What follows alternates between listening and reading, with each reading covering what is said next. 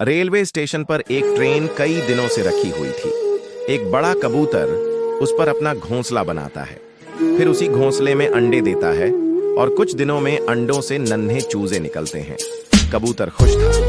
एक दिन कबूतर दाना लेने जाती है, तभी अचानक ट्रेन चल पड़ी और काफी दूर निकल गई। जब कबूतर आती तो देखती है कि ट्रेन वहां नहीं होती है। कबूतर अपने बच्चों को हर तरफ ढूंढने लगती है। ट्रेन जा चुकी थी।